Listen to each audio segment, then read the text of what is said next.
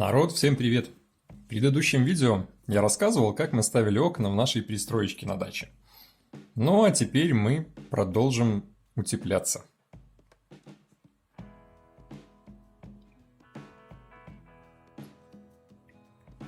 Был закуплен пенопласт.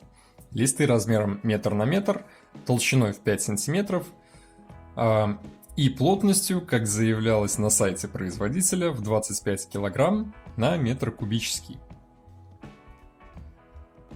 Кроме этого была закуплена также стеклосетка с ячейкой, вроде как 5 мм, ну, достаточно мелкая ячейка, может быть даже и меньше. Закуплены вот такие вот зонтики с дюбель-гвоздями, конечно же металлическими, потому что металлическими работать гораздо удобнее, чем пластиковыми. Они еще идут с пластиковыми заглушечками, это чтобы, как говорят, мостики холода не проходили через дюбель в стену. Кроме этого, нам еще понадобится вот такая вот грунтовочка, ведь стену из газоблока перед поклейкой надо грунтовать, а клеить пенопласт мы будем на вот такую вот специальную пену. Пистолетная пена церезитовская для непосредственно приклейки пенопласта либо другого любого утеплителя.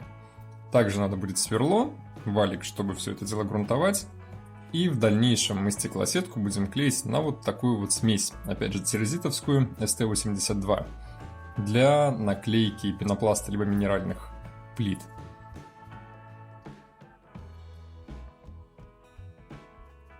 Скажем так, это минимальный набор того, что нам понадобится.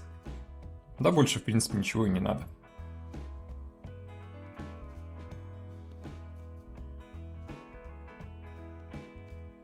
Что касается пенопласта, скажу вам так, обязательно проверяйте то, что вы покупаете. Очень обидно, что каждый продавец хочет нас обмануть. Что я дерево покупал, доску десятку, по факту оказалось чуть меньше 9. Что с пенопластом? Очень простая математика. Напомню, я покупал пенопласт 25 плотности, значит один лист метр на метр толщиной 5 сантиметров должен весить 1 килограмм 250 грамм. На деле при доставке все оказалось иначе.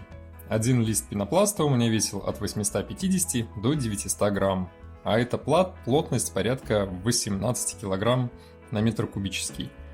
Это было предъявлено продавцу, после чего мне был пересчитан пенопласт по прайс-листу в 20 килограмм за кубометр. Будьте бдительны. Дальше берем нашу терочку для газоблока и зачищаем стену от наплывов и капель клея, на который мы клеили непосредственно газоблок. Стена должна быть ровная, обеспыленная и чистая. После наносим грунтовку. Грунтовка, я брал концентрат, разбавляется 1 к 4 с водой, и наносится он на газоблок в 2 слоя, так как газоблок очень сильно впитывает, как пенза. А наносил его таким вот методом. Через деревянный колышек я валик прикрепил к трубе от сачка для бассейна. Он телескопический и раздвигается почти на 4 метра в длину. Я с земли даже под самый конек все это дело грунтовал при помощи этой трубы. Ну и сам нехитрый процесс грунтовки. Макаем валик в грунтовку и намазываем на стену. Таким образом проходим весь дом, а именно всю нашу пристроечку, по кругу в 2 слоя. С ожиданием примерно в 2 часа, чтобы высох первый слой. Грунтовать надо обязательно, иначе пенопласт может просто отвалиться.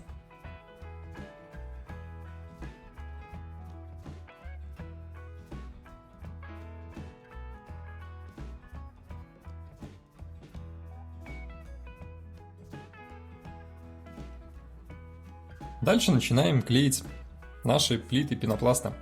Клеим мы, напоминаю, на клей-пену специальную для этих нужд. Наносим клей-пену непосредственно на пенопласт и даем ей где-то от 2 до 4 минут по инструкции просто побыть на воздухе. Она расширяется, принимает правильное состояние, после чего плиту уже прижимаем непосредственно к стене. Держим буквально полминутки, отпускаем, и она уже не падает.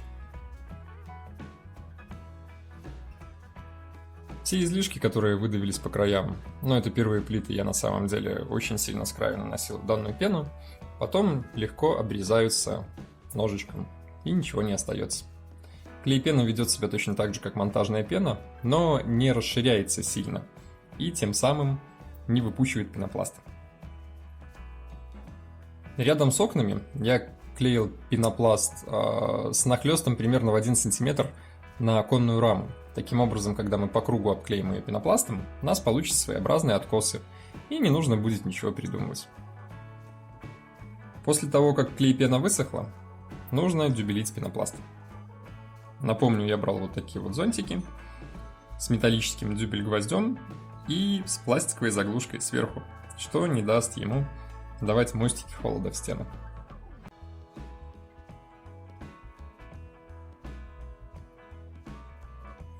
Ну и вот начало. Уже наклеили несколько листов, подождали, пока они подсохнут, и задюбелили. Теперь точно не отвалится.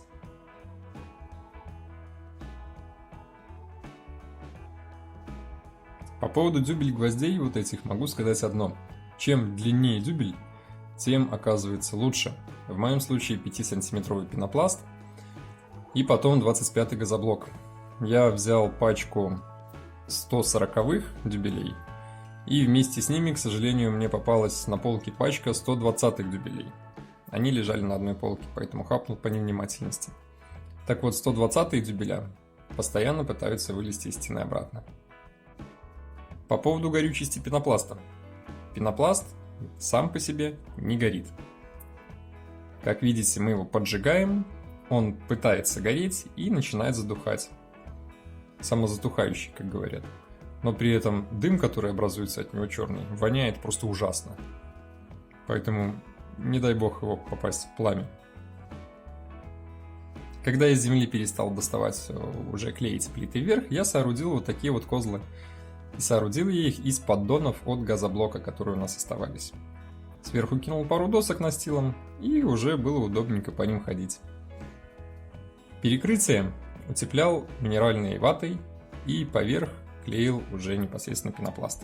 Таким образом у нас все очень тепленько будет заизолировано, не будет задувать под перекрытие.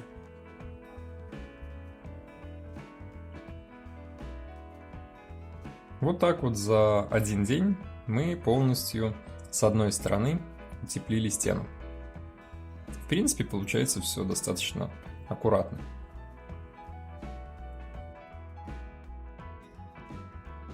После того, как пенопласт уже полностью присохнет к стене, нужно пройтись стыки ножичком и терочкой для пенопласта. Нужно это в дальнейшем, чтобы когда мы начнем его поверх штукатурить, у нас не было больших переходов между листами.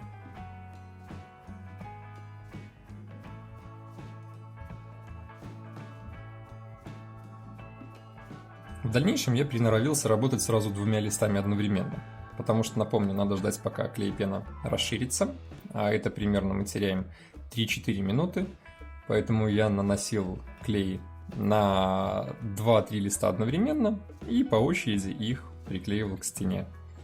Там, где у меня идут уже длинная стена, там было работать гораздо проще.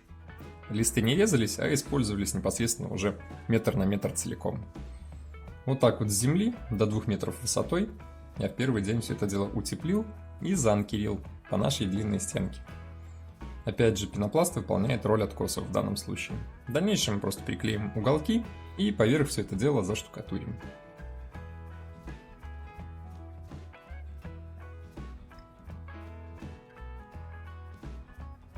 По поводу еще раз этих дюбель-гвоздей могу сказать одно.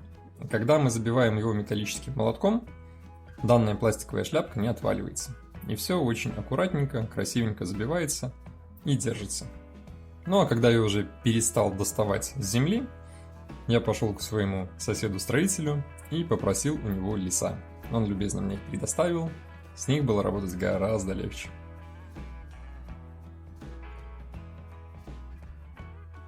Но опять проблема. Получается у меня под конек примерно 5 метров. И с лесов я уже опять же не достаю.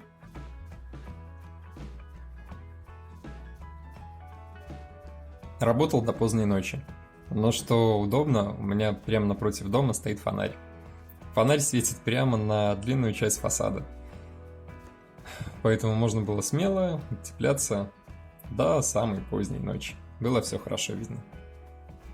В дальнейшем я опять же обратился к своему соседу, попросил у него вторую секцию лесов, собрал себе вот такую конструкцию, поставил табуреточку и утеплился до самого верха. Вот такие пироги, дорогие друзья. Кому понравилось, ставьте лайки, подписывайтесь на канал, заглядывайте в описание. Всем пока!